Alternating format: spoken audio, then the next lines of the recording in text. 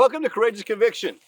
Remember that Jeff and I record each Saturday 5 episodes. So please hit the like button, subscribe so you catch all 5 episodes. We usually start out with one theme or topic. We have to go down a lot of rabbit holes to really understand it. Some things are more sensitive than others right now, what's going on in the world. So hit the like button, subscribe, and let's jump into this video.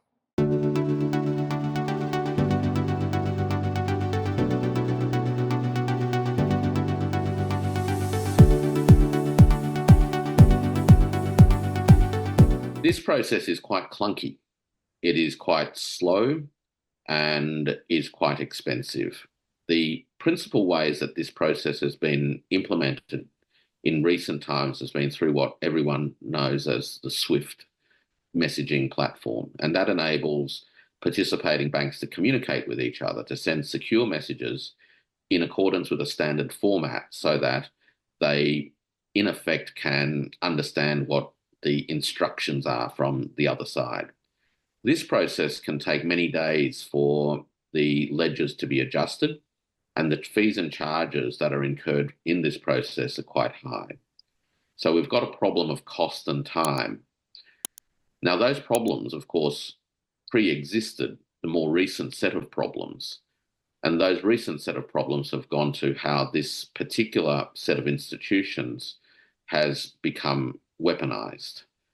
By weaponized, I mean that they have now become part of a process through which one particular party in particular, namely the United States, has been able to cause the operators of SWIFT to exclude the banks from certain countries or specific banks from being able to exchange messages with others.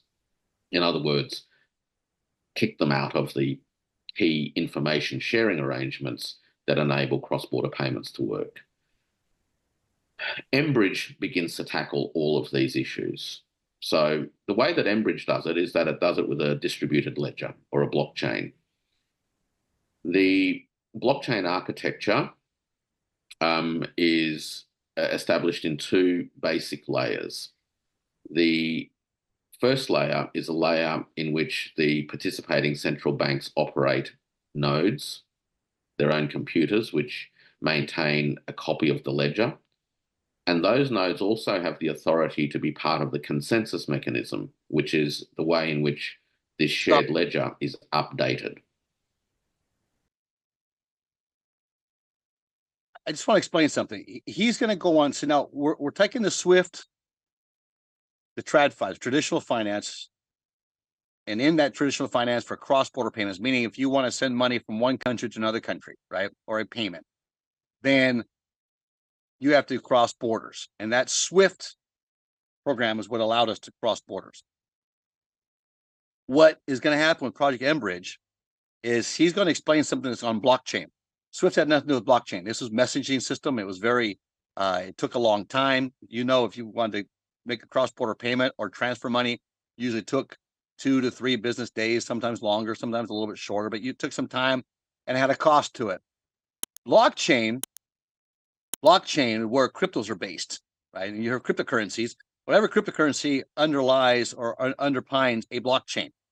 And that blockchain allows very fast transactions, a digital ledger that can be open or it can be closed.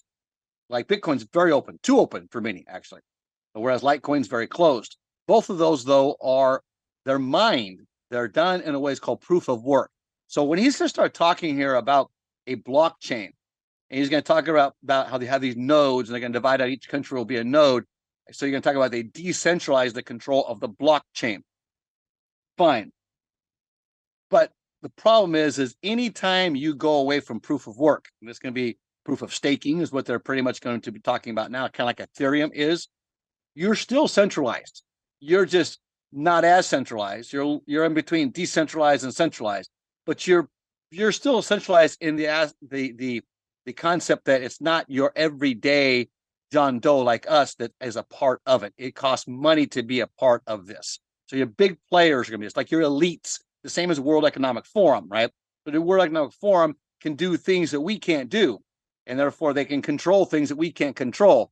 So if you want to say, well, we're going to decentralize it with a bunch of people that some of which are part of the World Economic Forum and others of which are complete communist organizations, you're going to tell me that China is going to come together and Russia is going to come together and all the corruption they've done all these years, they're just going to stop doing it and become very honest folk and all this. I don't buy that. But I would say this project, this program will work. It may not be as successful to completely replace the US dollar, but it's going to hamper and hinder the US dollar from where we were to where we're going to be. It's going to be a complete change. I don't say it's going to disappear, but it's going to completely be a whole new reset, like the World Economic Forum was saying that we need to have by 2030. That great reset where we own nothing and we'll be happy.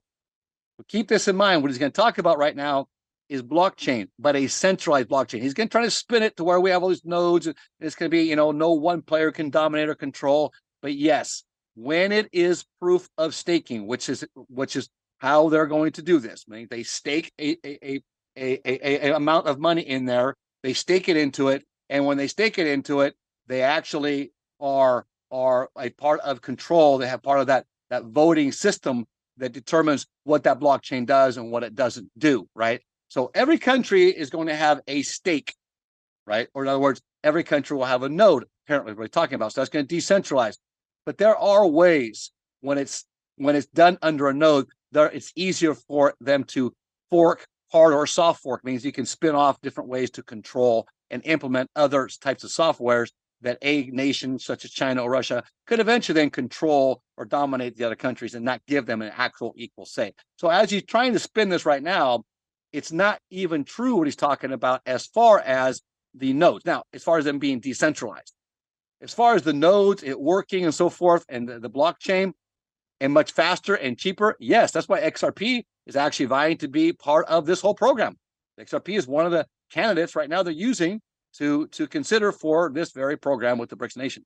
Let's continue on, Walter, with this video. The second layer of this architecture is the layer of the participating commercial banks.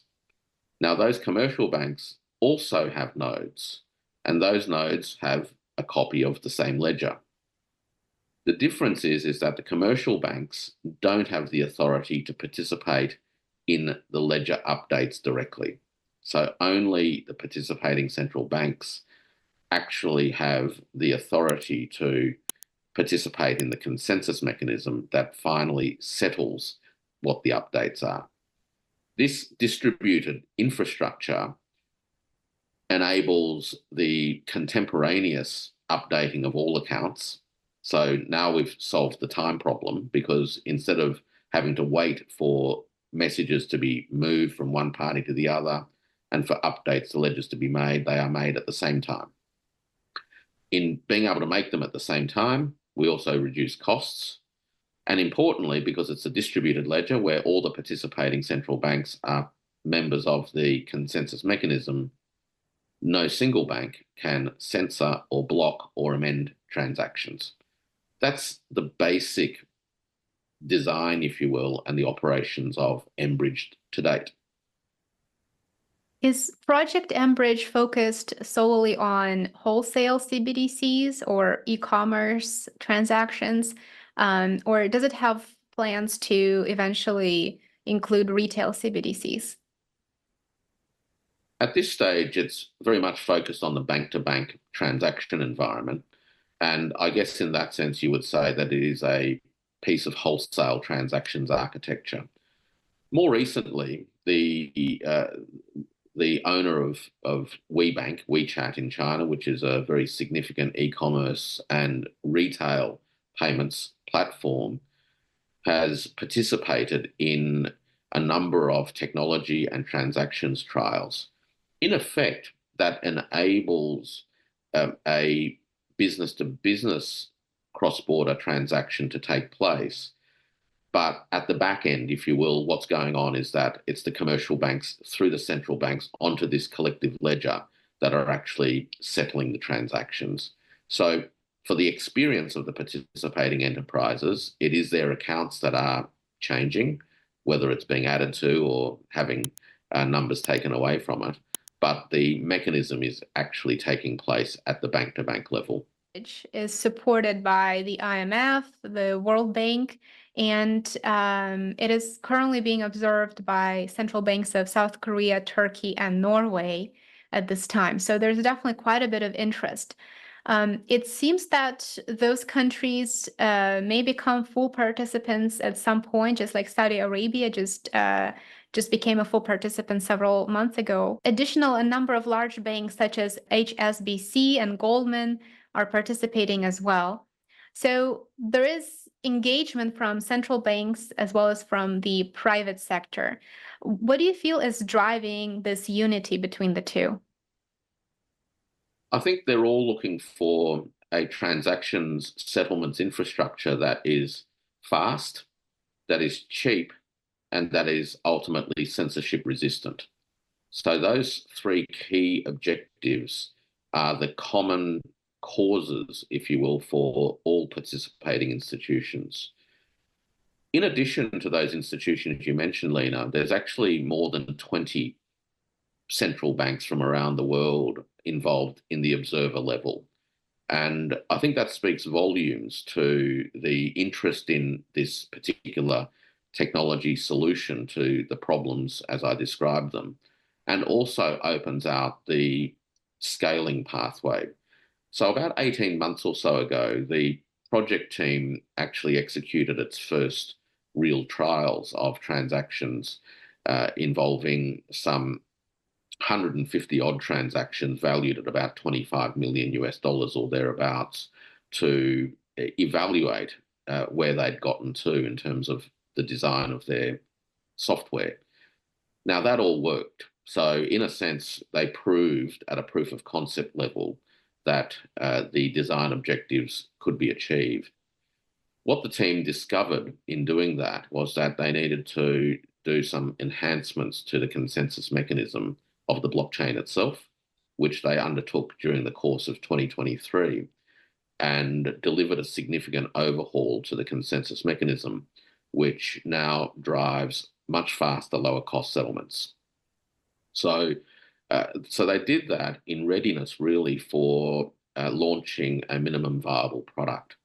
Now, for probably the last 6 months or so, there's been a lot of buzz in the industry amongst a narrow group of people, if you will, who are interested in these things, waiting for the launch of this minimum viable product, and that has been done now. So the mBridge project is inviting organizations to make proposals for applications that will interact with their settlements architecture to deliver specific use case solutions for particular kinds of cross-border transactions, needs and opportunities. So, for instance, Go ahead and stop the video. Most of this architecture has focused, of course, on... All right, so in summary, what we're getting, I'll put the video down below. You can listen to the rest if you want to. I don't want to drag you out with this boring explanation. It's not really boring to me. It's kind of exciting, actually. Where we're going is this. The world's going blockchain. And the United States is going to be left behind in blockchain because too many games are being played with this administration. Congress will not sit down and actually create laws. And that is because there's a party out there that's completely against crypto. Why? Because crypto is moving, and crypto is solid. When it's going up, for example, it's making millionaires every day, new ones. This government's agenda can't have that.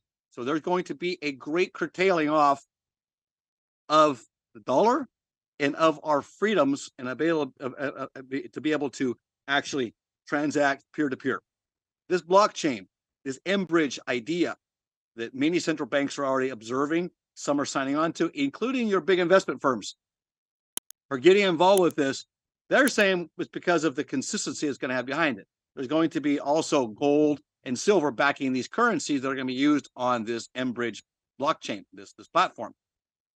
It's a bridge for cross-border payments. Like I said, XRP is one of those that's vying to be this currency that's going to be used by these nations, BRICS nations, for their transactions, their purchases that they make with each other for not just petroleum now, just for buying and selling goods. We're talking about over 50% of the global GDP is already being committed to the BRICS program, this program, which is non-dollar. That's going to affect us. So we need to prepare for that. There's going to be a digital dollar, one that's going to create us in the same blockchain, but it's not going to be permissionless. We're going to have permission every transaction we do, like you do with a credit card. Most time it works. Sometimes it doesn't. Systems down, SOL, go to cash. Well, you won't have that cash alternative anymore unless you have gold and silver, and that they accept gold and silver, and you have a small enough denomination to where it's feasible to actually make that type of transaction.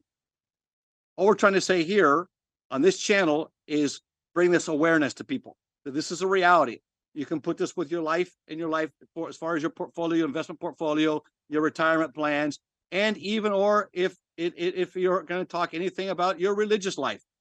Understand how this is all going to be affected. It's an element of control that's globally being accepted by these people who have assumed this role to protect the planet under the guise of climate change.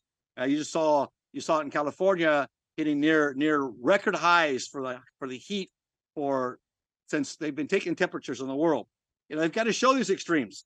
There's other videos that explain how they can manipulate those extremes though as well, and that's truth. We need to understand truth so that we can understand better how to make good decisions and understand and address the fears of people.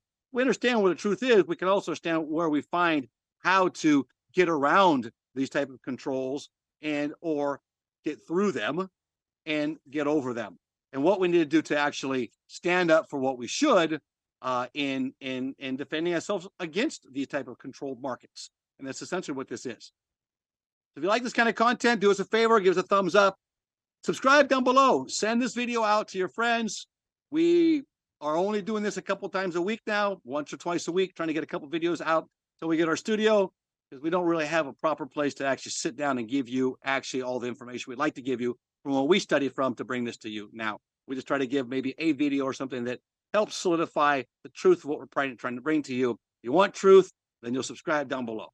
We don't put the fluff. We deal with the hard things here, and we deal with it so that we can make life more peaceful for ourselves and for others around us. So it's very important we share this news, this good news with others, that there are opportunities out there, such as decentralized crypto. Those that are mined on your ASIC miners, the one you hear about the Bitcoin miners, they talk about the poop about the electricity and things of that nature. Or on the GPUs, yeah, they're consuming too much electricity. That is just to get people to pressure others to stop or to rat them out so that market doesn't exist, because the governments can't tap into that. It's protected, and that is our market.